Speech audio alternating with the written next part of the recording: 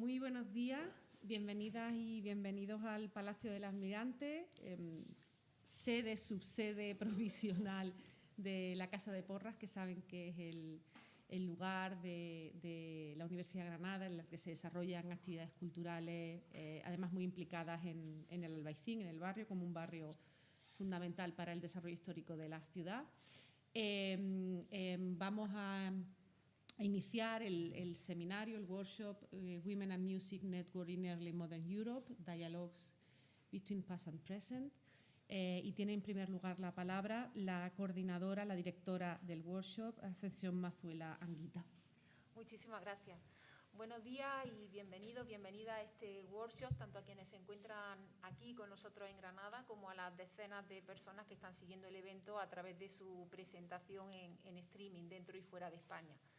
Voy a hacer una breve presentación en inglés por ser el idioma de la mayor parte de los asistentes, sobre todo de los que están siguiendo la retransmisión en streaming, y después informar en castellano sobre una serie de cuestiones prácticas que atañen sobre todo a los participantes presenciales. It is a great honor to welcome you at this workshop, which is a result of the project Women and Music Networks in Early Modern Europe, Dialogues Between Past and Present. This project is being developed within the frame of the so-called MediaLab Culture and Digital Society research projects founded by the University of Granada. The team is integrated by two well-known senior scholars who are Tess Knighton and Juan Ruiz Jiménez, and by Mauricio Toscano as a digital humanities advisor. This digital musicology project aims to challenge the invisibility of women in music history by analyzing the role that they played in the configuration of music networks from the modern period onwards. With a focus on networks that involve women and music from Hispanic lands, the city of Granada is serving as a proof of concept for future projects in the European context.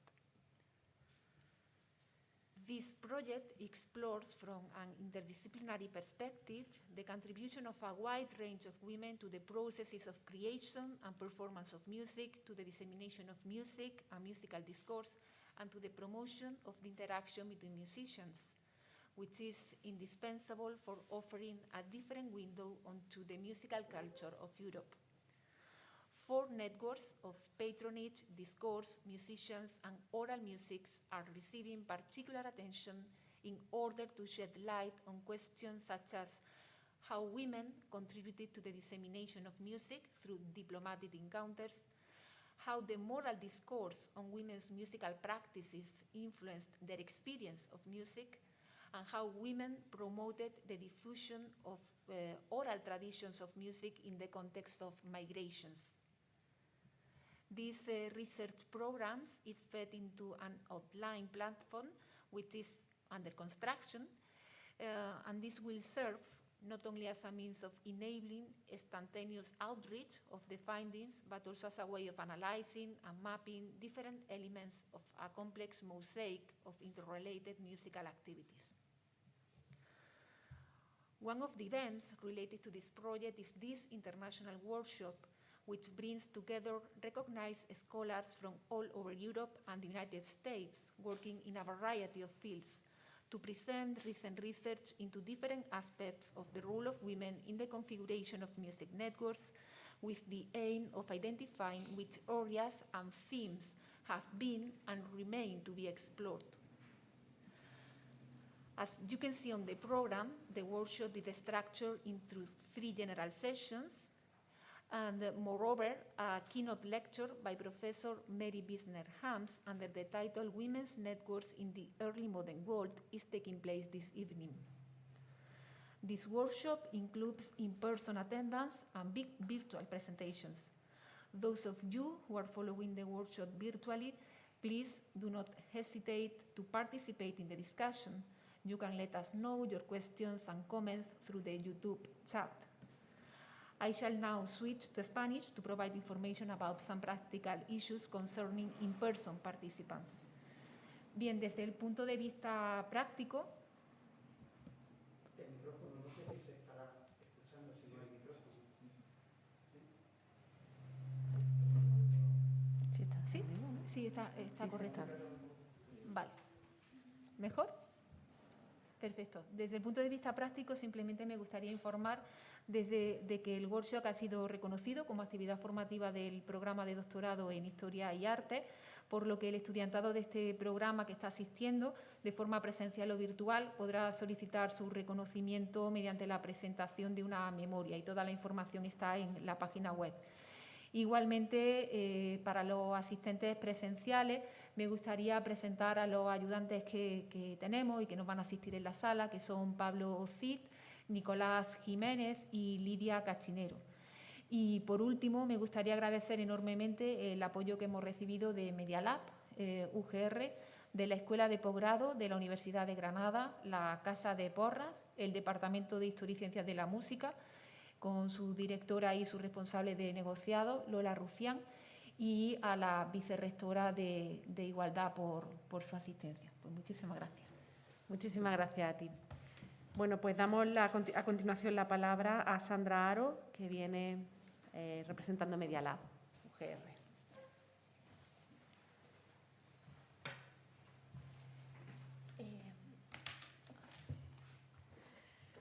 Pues buenos días a todas. En primer lugar, agradecer a los responsables, la responsable y la coordinadora de este Congreso Internacional y de este proyecto que nos haya invitado. Mi nombre es Sandra Haro, como han dicho, vengo en representación del equipo MediaLab, y para nosotras es muy importante y es un honor estar hoy aquí por varios motivos.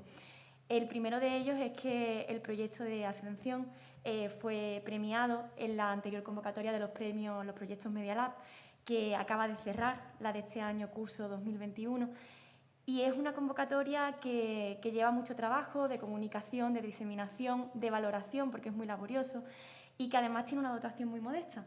Y nos congratula enormemente ver que con ese mínimo respaldo que podemos hacer salen cosas tan maravillosas como esta. En segundo lugar, porque es uno de los pocos eventos presenciales que hemos tenido en muchísimo tiempo, y aunque estamos firmemente comprometidas con la vertiente digital, somos un laboratorio digital,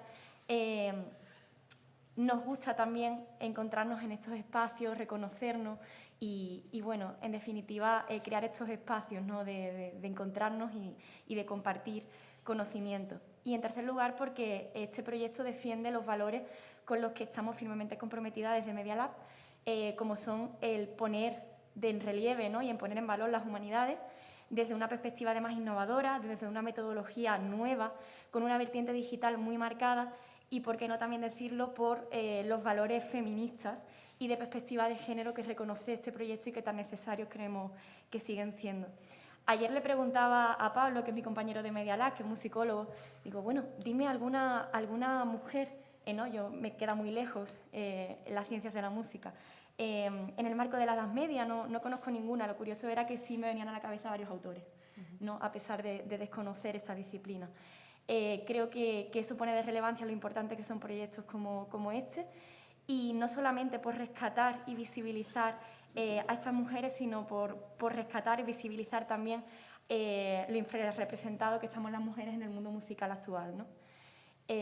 Y nada más, muchísimas gracias por invitarnos. Muchas gracias a ti, Sandra. Le doy la palabra a continuación a la directora del Departamento de Ciencias de la Música, Historia y Ciencias de la Música, Carmen Martín Moreno. Hola, Margarita. Hola. Pues bienvenidas y bienvenidos a este workshop, que realmente es una satisfacción que haya podido llevarse a cabo. Como ha explicado nuestra compañera, gracias a la capacidad de trabajo y tesón que tiene la profesora Ascensión Mazuela, nuestro departamento no queda más que satisfecho por poder hacer visible una actividad que, por supuesto, cuenta con el apoyo y con la colaboración de todos los medios que la universidad puede favorecer, pero, como sabéis, a coste cero, ¿no? La temática objeto de estudio es realmente innovadora, tiene una perspectiva extraordinaria desde el punto de vista cultural, educativo y musicológico, y creo que visibilizar la historia de la mujer desde el punto de vista educativo nos puede dar muchas pistas para enfocar en la actualidad muchos haceres y formas de comunicar que a veces pues no lo analizamos lo suficientemente para hacerlos valer. Yo no quiero nada más que agradecer a todos los participantes que están presentes y todos los que están también online, su asistencia para contribuir a la revalorización pues, de nuestra disciplina, que es la musicología, con la importancia que tiene para la cultura y para el convivir de forma más llevadera y humana en estas humanidades digitales. Espero que la estancia en Granada, para los que estáis aquí, sea muy buena. Cualquier duda o cuestión que tengáis que realizar, tenemos aquí tanto a Lidia como a Pablo, como al otro chico que está fantásticamente preparado y, por supuesto, pues al departamento en todo lo que se pueda ayudar. Muchas gracias a todos y espero que la mañana pues, suceda con toda la claridad que el sol de Granada nos está dando. Muchas gracias. Muchísimas gracias, Carmen. Y por último le doy la palabra a nuestro anfitrión, a David Martín, que es el director de Casa de Porras.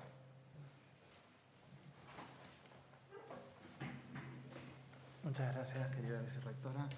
Bienvenidas y bienvenidos todos a este Palacio del Almirante, un palacio que justamente en un curso tan importante como este workshop que hoy se presenta y aplicando la perspectiva de género, pues deberíamos de llamarlo el Palacio de Leonor Manrique, que fue su primera propietaria, y vicisitudes de la vida en la línea de lo que comentaba Sandra Haro. Muchas veces no aplicamos esa perspectiva de género y al final, porque habitó un almirante aquí, pues finalmente termina siendo el Palacio del Almirante. Se trata de un espacio muy singular. Yo solamente quiero que disfruten de este espacio y de este workshop, creado por una mujer sevillana, la hermana de la duquesa de Sesa, que era por tanto cuñada del gran capitán, que una vez que queda viuda del regidor de Granada, ella construye uno de los edificios megalómanos y más sorprendentes del Albaicín como arquitectura civil. Estamos hablando del espacio más grande de arquitectura civil que hay en el Albaicín y que dialoga, como pueden ver, con la colina de enfrente, con el Palacio y el conjunto palatino de la Alhambra. Por tanto, les invito a que disfruten tanto de las jornadas, de esa aplicación novedosa de perspectiva de género que es tan fundamental en las humanidades y pues que también de todo este espacio y que se inspiren dentro de esta misma forma. Muchas gracias. Bien, muchísimas gracias. Bienvenida. Vente conmigo. Bueno, pues voy a terminar yo esta presentación del workshop. Quiero empezar, desde luego, dando las gracias a Ascensión por haberme invitado a participar en esta presentación. Desde una doble vertiente, desde luego como vicerrectora de Igualdad, Inclusión y Sostenibilidad, en el que, bueno, pues sabéis que en el vicerrectorado estamos muy implicadas no solo en mejorar las condiciones generales del trabajo diario, sino también en poner de relevancia la importancia de la investigación y de la investigadora y de la investigación sobre mujeres y de las investigadoras que hacen investigación, ¿no? Y bueno, pues hemos tenido, y además sabéis que en mi caso también muy implicada con las humanidades, hemos tenido y tenemos alrededor del 11 de febrero siempre nuestras trayectorias científicas, porque lo que queremos es poner de manifiesto el valor del conocimiento generado por las mujeres, ¿no? Un valor que en muchas ocasiones, y un conocimiento que está oculto, un talento que en muchas ocasiones no se visibiliza y se pierde, y no, en este mundo no nos podemos permitir perder el 50% del talento que tenemos disponible. Y por tanto, pues intentamos, a través de distintas medidas del Plan de Igualdad, que precisamente esas desigualdades que todavía siguen existiendo, pues, y esas brechas que todavía siguen existiendo, pues vayan matizándose hasta alcanzar lo que parece obvio que sería lógico, ¿no? Que mujeres y hombres participáramos por igual, tanto en la construcción del conocimiento como en todos los ámbitos de la vida.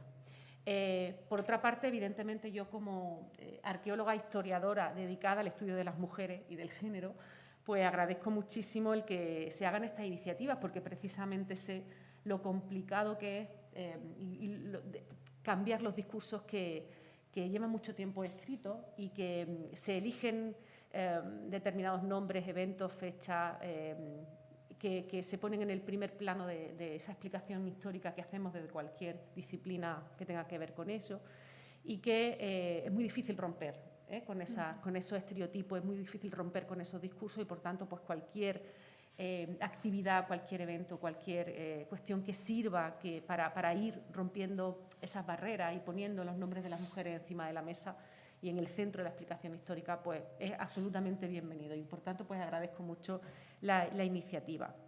Además, con una temática que tiene mucho que ver con cómo hacemos las cosas las mujeres, que es tejer redes, ¿no?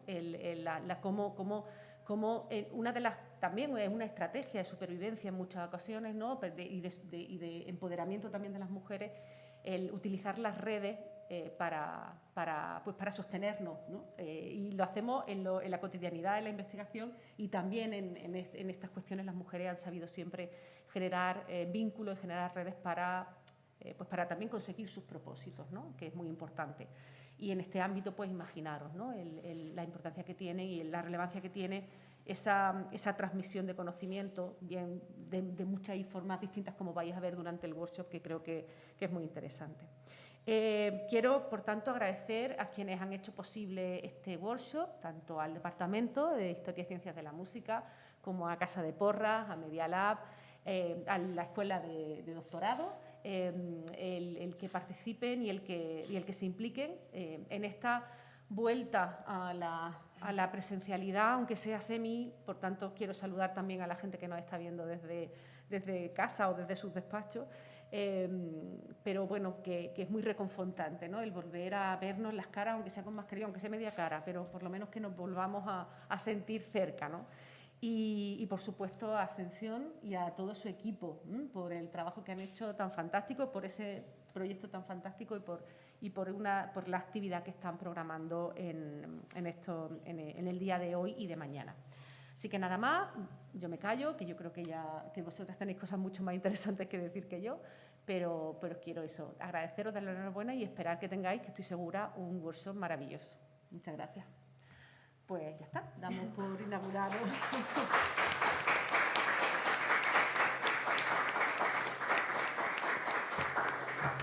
Bien, muchísimas gracias a la vicerrectora y a todos los representantes institucionales que habéis participado en esta bienvenida. La primera sesión comienza a las 9:30, así que tenemos unos minutos por si queréis salir y llamo a las dos primeras ponentes para preparar todo. Muchísimas gracias.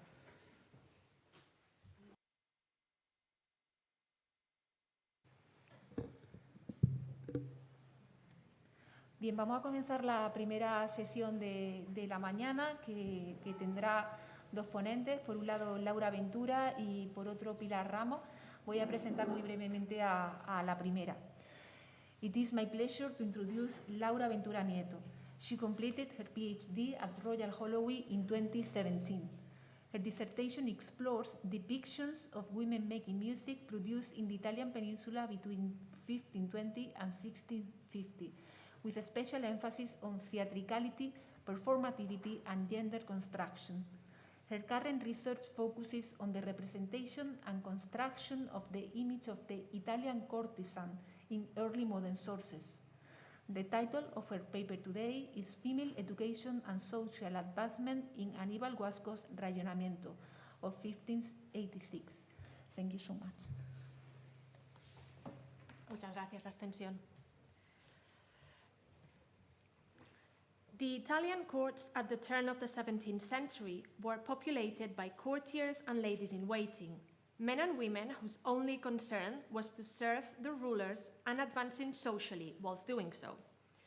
As popularized by Castiglione's Il Corteggiano, music was one of the preferred entertainments amongst the Italian elites and their entourage. Thus, being provided with an outstanding musical education could be the perfect way into the inner circle of a fashionable, cultured ruler. Lavinia Huasca and Margarita Langosca, mother and daughter, are two of such early modern ladies-in-waiting. Both were provided with an outstanding education, including musical and dancing skills, and then served the Savoy court under the Duke Carlo Emanuele I. By doing so, both made advantageous marriages and cultivated the Duke and Duchess's affections. By offering a close reading of Aníbal Guasco's Ragionamento a Donna Lavinia sua figliola, published in Turin in 1586, and other extant documents related to the women of the Guasco family, This paper aims to explore their education as an example of how women of the aristocracy might have been musically educated in Italy at the turn of the 17th century. By exploring ideas such as education as performance, self-fashioning, and gender construction, I aim to look into early modern education as a means for informing the fashioning of aristocratic and courtly women's identities. Finally, I propose that a woman's education was conceived not as a way of bettering herself, but with the intention of promoting herself and her whole family as court servants. In 1563, the Duke Emanuele Filiberto moved the Sabaudian court from Chambéry in France back to Turin in the Piedmont. As part of this geographical move, the Duke transformed the city, starting with a statement of his power and authority intended to fend off France and Spain, its traditional enemies, by building the Cittadella between 1564 and 1568. He also enlarged the ducal palace and brought the Holy Shroud back to Turin in 1578, which contributed to turn the capital of the Piedmont into a pilgrimage focus.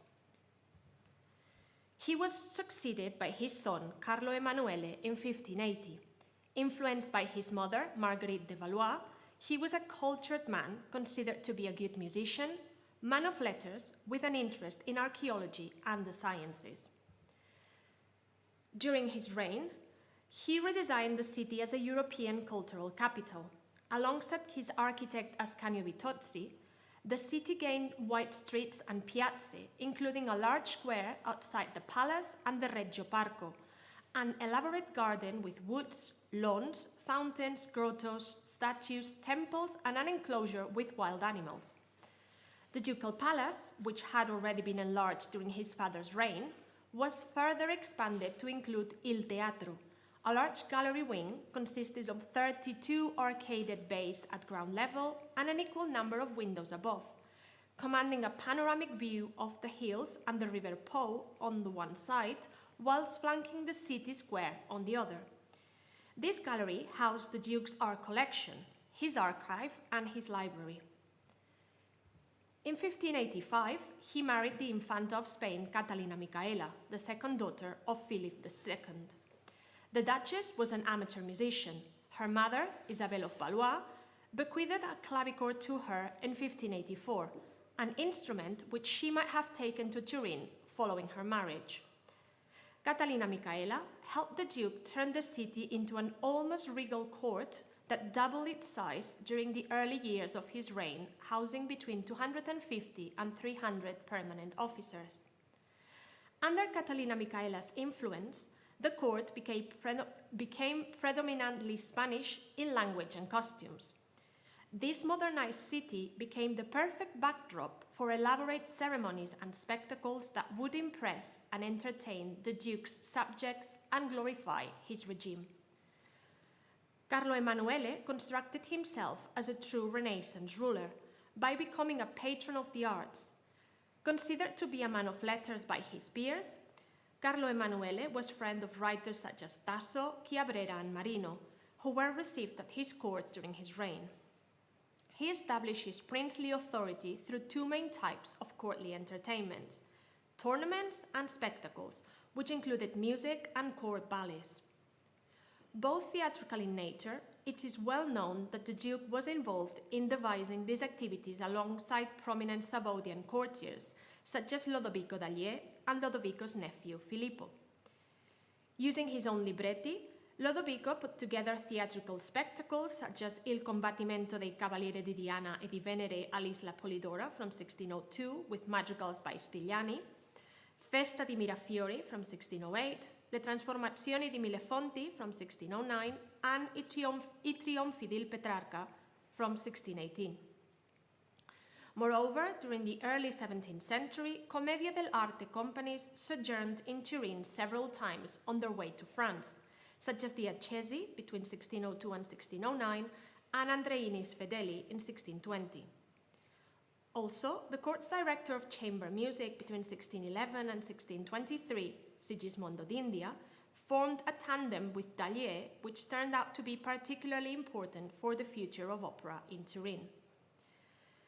Taking into account this quick overview of Turin's cultural background up to 1630, it is unsurprising that the courtiers and ladies-in-waiting populating the Sabodian court of the early 17th century will have needed a sight in letters, in music, in drawing and painting, and dancing, to quote the well-known description of the perfect gentildonna as advised by Castiglione in his Il Corteggiano. I'm going to devote the rest of the paper to briefly discuss Huasco's ragionamento, to explore how the education described in its pages will have helped its recipient, Lavinia Huasca, to navigate and succeed at this early 17th century court by exploiting her musical skills. The slide shows the Huasco family tree. Originated from the Piedmontese city of Alessandria, just under 100 kilometers away from Turin, this family saw several of its members from different generations establish strong links with the Sabodian court. The main instigator of this upwards move for the Huascos can be considered to be Aníbal Huasco. He was a member of several literary academies as well as a writer, and from the 1590s onwards became involved in politics. Married to Laura Bellone, daughter of a patrician from Alessandria, they had 3 sons and 3 daughters. As would have been expected from a late 16th century patrician family, all of the Huasco children were provided with a suitable education. As Huasco's collected letters show, the surviving Huasco sons were educated according to their position in the line of succession. Francesco, as heir to his father's estate, graduated in jurisprudence at the University of Pavia and followed the cursus honorum at the ranks of the Lombard bureaucracy, whereas Cesare studied at Pavia and Salamanca and later entered the church as was expected from a second son of a well-to-do family.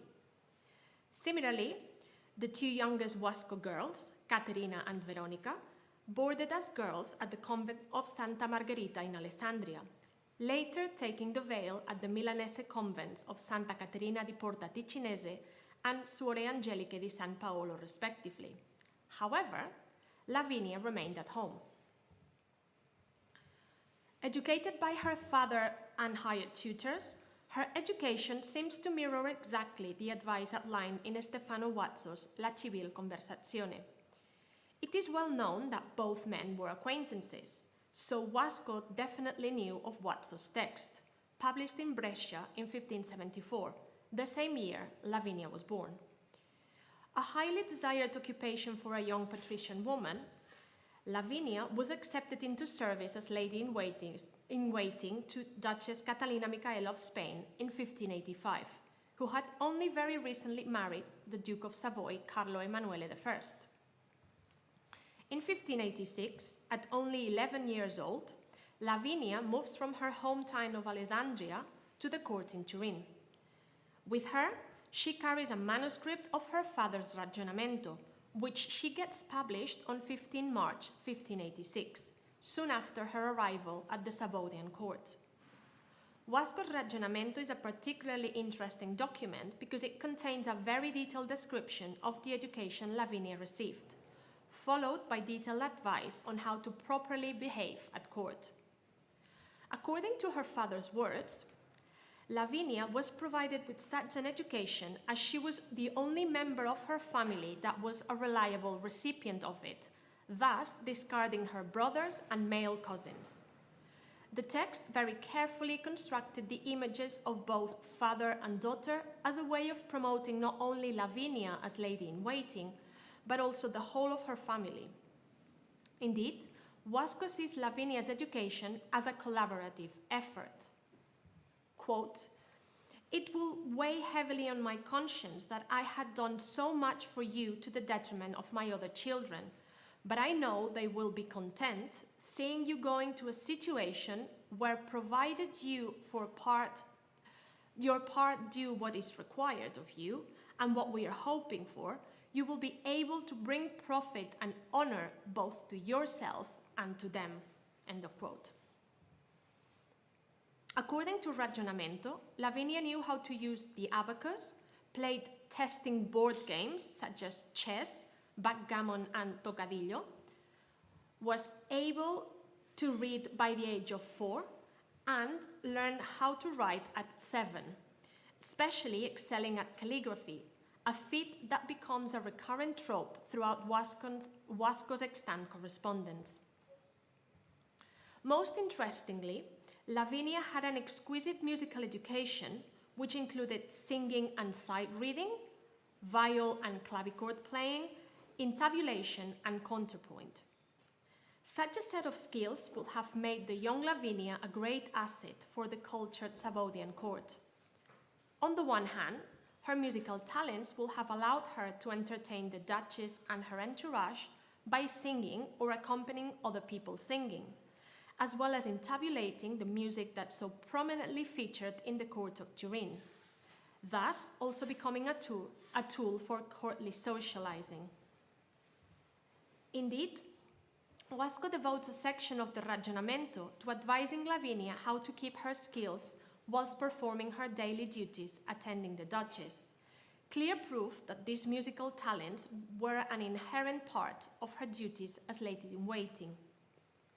On the other hand, her calligraphic skills will have been perfect for, quote, the duty of serving employers, especially those of high rank with the pen, which involves mastering not only your writing, but also your tongue. This is why such officials are called secretaries, since silence is their duty, end of quote. There is no doubt that during her stay at Turin, Lavinia managed to navigate courtly politics and move into the Duchess's inner circle. They both were musically inclined young women, and Lavinia's writing skills could have helped the young girl act as Caterina Micaela's secretary on occasion. From Wasco's correspondence, we can infer that there might have been an affectionate relation between Lavinia and her employers. The ducal couple were not only instrumental in securing a suitable partner for Lavinia in the person of Count Guido Emanuele Langosco, a knight from Pavia, but also their marriage was postponed to allow for the Duke and Duchess to attend it in person, much to the dismay of Lavinia's fiancé. After the wedding, the young couple moved to Milan, which did not prevent Lavinia from visiting the court regularly after that. Indeed, the Duke and Duchess were named godparents to Lavinia's firstborn child, her son Carlo Langosco.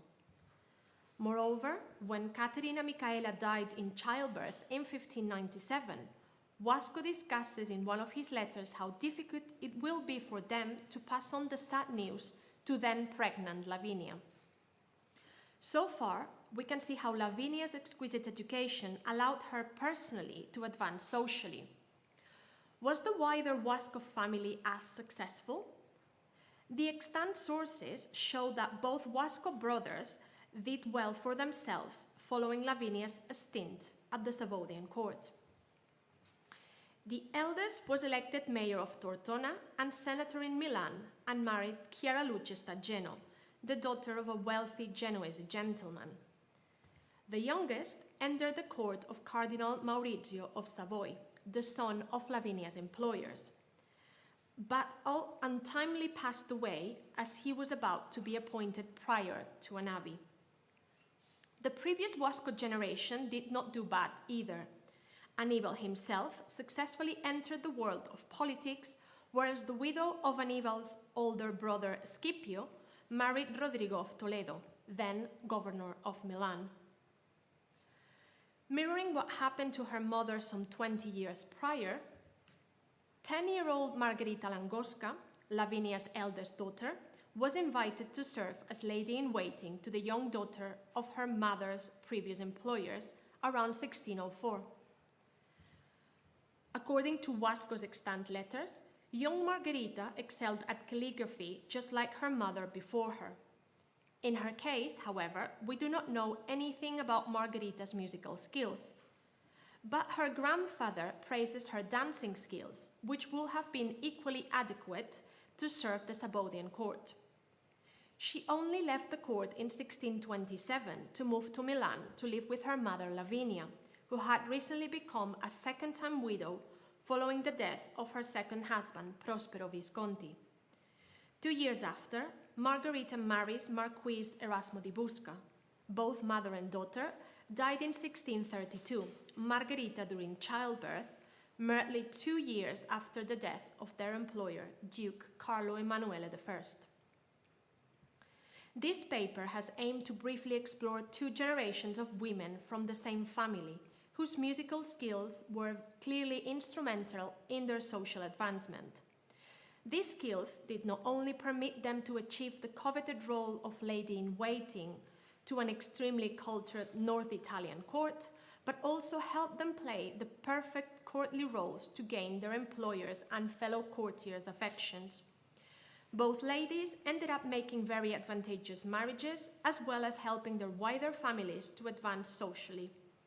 The lives of Lavinia Huasca and Margarita Langosca show how music might not have been just a suitable pastime for patrician women of the early 17th century, but also a powerful tool when performing their courtly roles and a perfect skill to navigate the gender politics of late Renaissance Italy.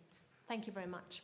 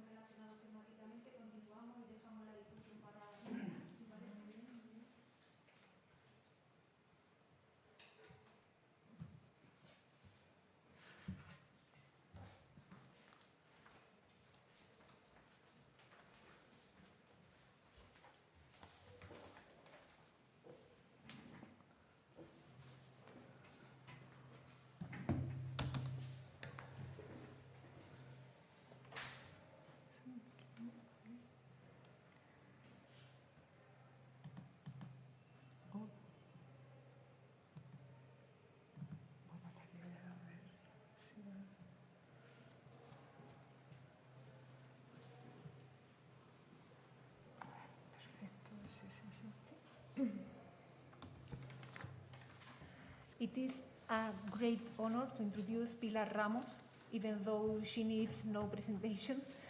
Pilar Ramos teaches music history at the Universidad at the University of La Rioja and previously worked here in Granada and also in Girona. Her research focuses on music historiography, feminism, and Spanish music from the 15th to the 18th centuries. Among her many publications are La música en la Catedral de Granada, en la primera mitad del siglo XVII, Diego de Pontac, the well-known book Feminismo y Música, Introducción Crítica, Discursos y Prácticas Musicales Nacionalistas, 1900-1970. And the title of her paper today is Vives versus Castiglione, Female Musical Practice in 16th Century Educational Treatises. Thank you very much. Thank you. I thank Ascensión Mazuela for her introduction, and to Ascensión Mazuela, Juan Ruiz, and Tess Knighton for inviting me to attend this workshop. The more we know about the history of women in the early modern Europe, the more relevant seems the registered musical practice of women in courts, nunneries and cities and villages. Nevertheless, most 16th century treatises on the education of women did not promote women making music. The real impact of educational treatises is difficult to value. Sometimes a strict tutor or confessor was an important element to compose an austere image or a serious image of a lady, an image that does not necessarily correspond to the real one.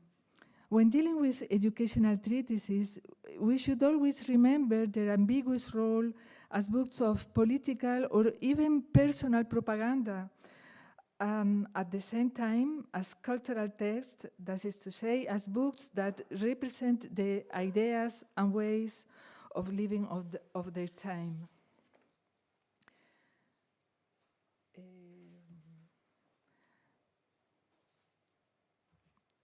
Juan Luis Vives' De Institutione Feminae Christiane was the most influential 16th century book on female education.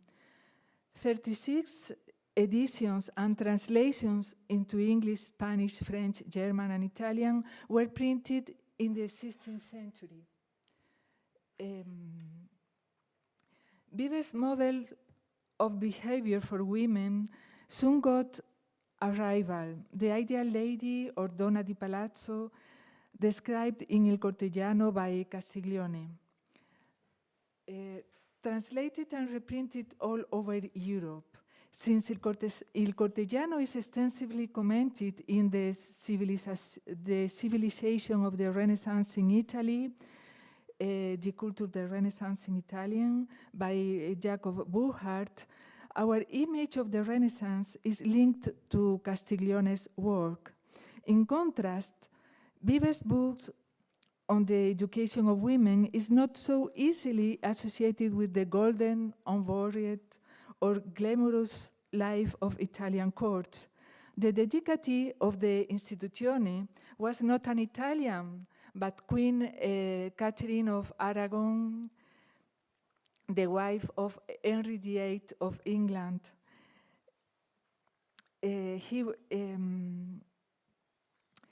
Vives was born in Valencia, a city tightly connected to Italian lands. Nevertheless, he lived far away from Italy. When Vives wrote the Institutione, he was the tutor of Princess Mary Tudor, the daughter of the kings, and he was just beginning his professorship at Corpus Christi College in Oxford after studying in Valencia and Paris and teaching in the University of Leuven, of Lovaina. No? The treatise by Vives contrasts some clichés of the Renaissance depicted by Castiglione and Burckhardt. That is the reason of the title of this paper. Due to his friendship with Erasmus of Rotterdam, his later residence in the Netherlands, and the relevance of Antwerp-printers for the spread of his work, one could think that Vives belonged to the world described by Johann Huizinga. Yet it would be unfair to think so. Huizinga spoke of a world with as many banquets, parties, songs, and dances as the one of Burckhardt. On the contrary, the Christian life proposed by Vives for chaste virgins, virtuous matrons, and prudent widows was not one of feasts, but one of readings, work, and enclosure. Vives and Castiglione can be regarded as opposite stances concerning the musical activities of women. In contrast to the woman prized by Vives, Castiglione presents a lady trained with rhetorical and musical abilities. Laura Ventura has just presented this kind of women. Even more, a skillful dancer. In a continuum of possibilities, open or closed, to women to make music, Castiglione takes the most approving position. However, not even Castiglione discusses music as a professional activity for women. Although during his life in Italian and Spanish courts, the Count Baldassare Castiglione was certainly well acquainted with the musical roles of some ladies and women slaves, he did not know the prominence that first professional women singers and actresses would achieve in Italian and Spanish lands in the 50s, 80s.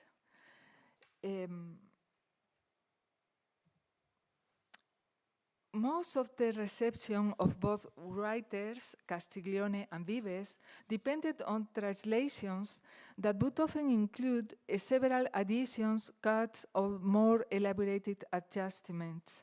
As Peter Barker showed in his book, The Fortunes of the Courtier, translators adapted the text of Castiglione to the different contexts. An interesting example was the Polish translation, insofar as it deleted large speeches by women, since in Poland, according to the translator Gornicki, ladies were not learned enough to take part in this kind of dialogues. In the case of Vives, an obvious update was made in England. According to scholar Betty Travitsky, the status of the Istituzione Femmine Cristiane as a work that had the potential to rally support Queen Catherine of Aragon is demonstrated by the 14th subsequent edition of the English translation, in which reference to her on the title page, in the dedication and in selected passages were erased or cut following her departure for public life. The first translator into French, Pierre de Changy, dedicated the Institution de la Femme Chrétienne to his own daughter, Margarita. Since this version got away from the original text, Antoine Thiron wrote a new French translation, which, however, would not be as reprinted as the former.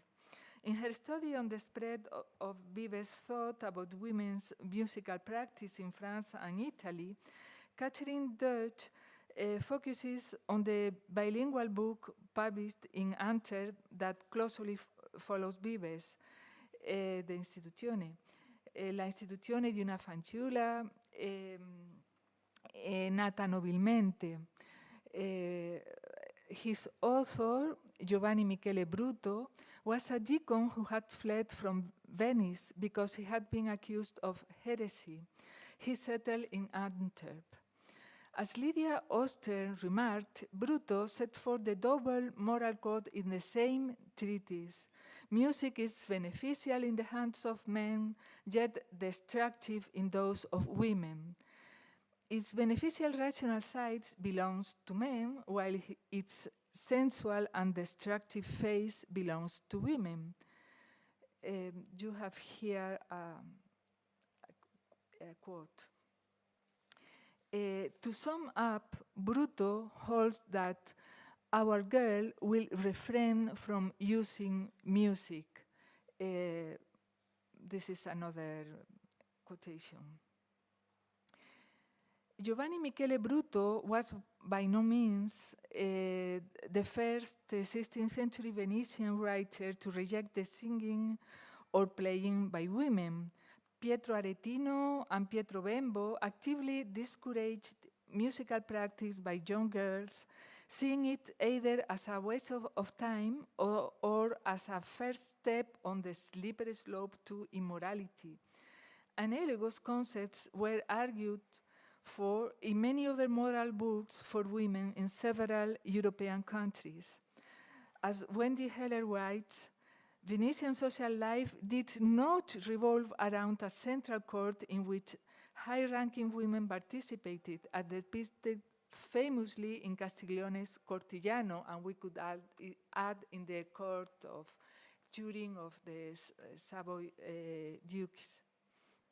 Notwithstanding the refusal to women music making on the aforementioned writers, it was Venice where the great Il Primo Libro di Madrigale by Maddalena Casulana was to be printed in the 1568, when Bruto was still alive. In the following century, the four Venetian ospedali